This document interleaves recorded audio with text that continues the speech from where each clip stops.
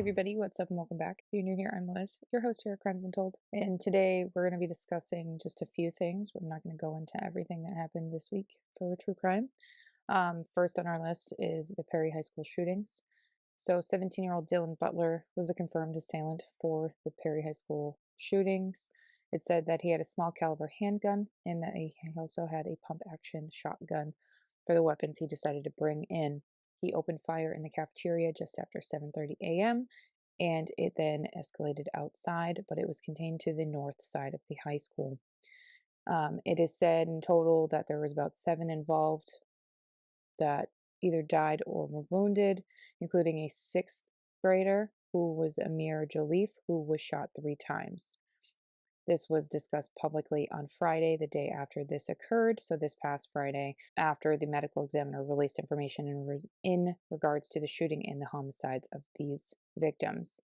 So after the update, it was said that there was actually 2 more involved. So it brought the total wounded up and that some of them were still in the hospital being treated. 17-year-old Dylan Butler indeed turned the gun on himself, and he was one of the deceased at the scene. So this is a very small community. So with that being said, following the events of the shooting, the school district determined that the high school would not go back to or won't resume classes until sometime during this next week. In the elementary school, the earliest they will resume is by Friday the 12th. That's at the earliest if they deem it okay for these students to go back to school. As one that has been in a small town, it takes a while to rebuild and it takes a while to really understand and harness what has happened, especially when it's somebody they know, which the size of this community is the same size of the community that I lived in here in New Hampshire. So you're going to know everybody in town because of how small it is. I do hope, and I've talked about this before with other shootings, my hope is that mental health will start being something that is talked about and discussed and taken care of, because it was clear that this young man needed help, and the only way he thought he could fix the problems that he was having or he was experiencing in his life was to do something irrational, which is part of the stages of acceptance when it comes to any trauma you're going through, is irrational behavior. And that's what happened. It was put out that he's been bullied for years and that he was quiet, but just because he was quiet doesn't mean he was actually quiet. He was quiet around people in public. He wasn't quiet at home, and or that we know if he wasn't quiet at home. A lot of times people that are subject of bullying and trauma like that, they will not discuss a lot of the things that are happening to them in public, and there's a reason for that, because they don't want to be seen. They've already been victimized to the point where they don't want anybody else to see them, because if somebody else sees them, that gives ammunition to their bully, and they don't want that.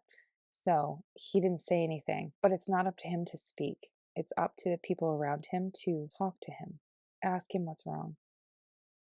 It's a simple solution that we keep avoiding, and I don't know why.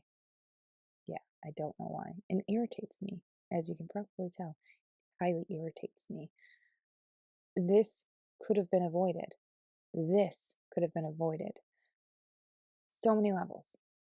And I say that because I watched the interview with one of his friends, and she said, if I just knew something was wrong, right there is a giant red flag.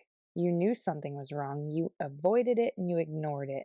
And I'm not calling this girl out, I'm saying this generalized. A lot of people that take it to heart when stuff like this happens, when something tragic happens and they know the person that's the shooter, or they know the people, the victims, sometimes we don't know why they choose the victims they do. Sometimes they just open fire, they don't care. Sometimes there's a hit list, and we don't know if he has a hit list or not. I don't think it would include the 6th grader, but he probably was caught in friendly fire. That sounds really bad, but that is an actual term. You can look it up.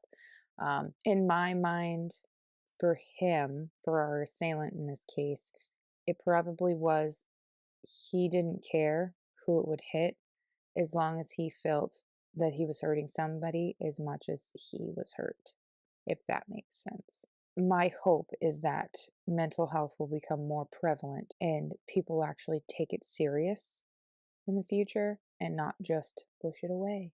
like they always have. That's my hope. All right, so next we're going to discuss Mr. Jeffrey Epstein. So, of his black book list, part of it was released this week, and the world is, yeah, in a worse place because of it, because of the names that have been, outed, the people that have been outed. A lot of people are kind of screwed in this situation. Obviously, we know Ghislaine Maxwell, the longtime girlfriend slash companion of Jeff Epstein.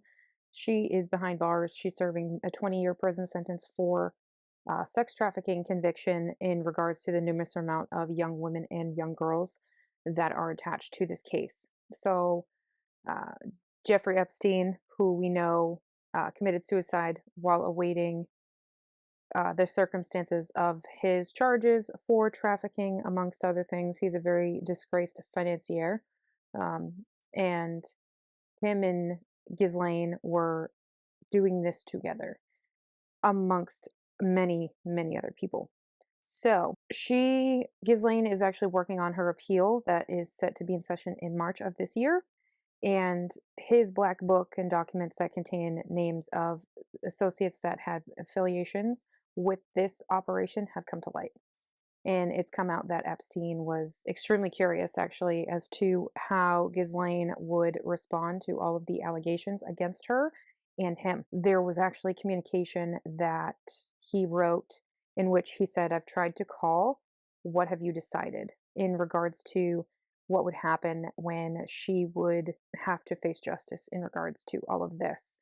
So there's been multiple outlets of media that have reported that we probably won't find out exactly the extent of the abuse that these young women and young girls endured at the hands of all of the accused. I hope something happens in regards to all these people that were named, because something needs to happen. This does not need to happen again. So next we're going to discuss the discovery of Miss Mary Margaret Haxby Jones. She's been missing for 9 years. She was found. She was found on December 22nd of 2023. We're just finding out about this because they identified the set of remains that were found in a deep freezer outside of a home that is on Zion Avenue, in the neighborhood of Allied Gardens in California. So, yeah, she was just identified as that of Mary Margaret Haxby Jones, who's been missing for approximately 9 years. So, apparently, family members are the ones that found her in the freezer at this home.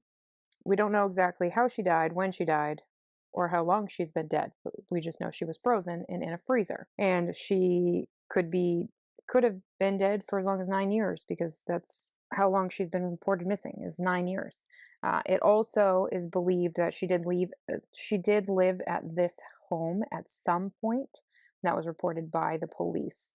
At this time, this is still ongoing. I do know that there are some of her neighbors that reported seeing a man at the door of the home.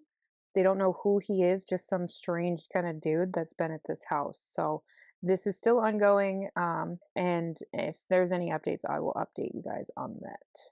Also, what happened this past week is that Casey Anthony's parents both took lie detector tests, and it aired on TV, and we saw the results. They both passed. They were completely truthful.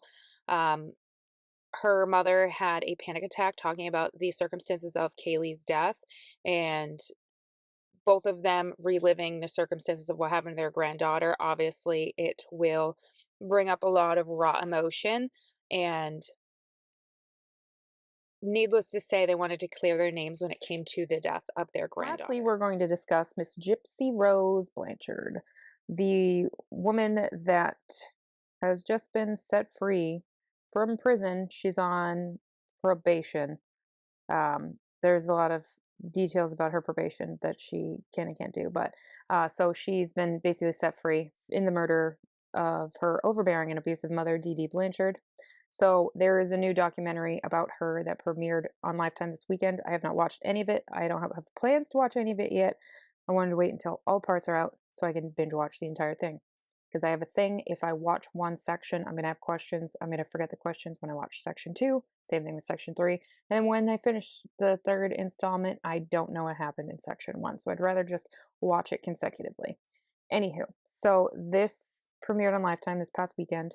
And in this series, it's supposed to dive into Gypsy setting the record straight in regards to the murder of her mother, Dee Dee, her role in the murder specifically, and her then boyfriend, Nicholas Godejohn, who also is involved in the murder.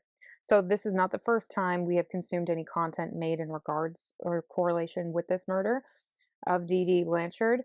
We've seen The Act on Hulu that had Joey King and Patricia Arquette in it. I believe that's who was in it. Then there's Mommy Dead and Dearest on HBO. And then there's a series that Ryan Murphy made called The Politician that's loosely based on this case that's on Netflix.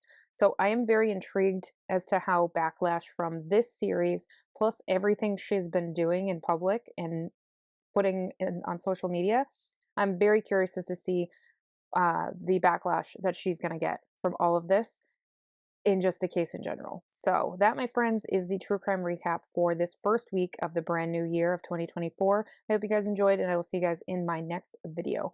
Bye, you guys.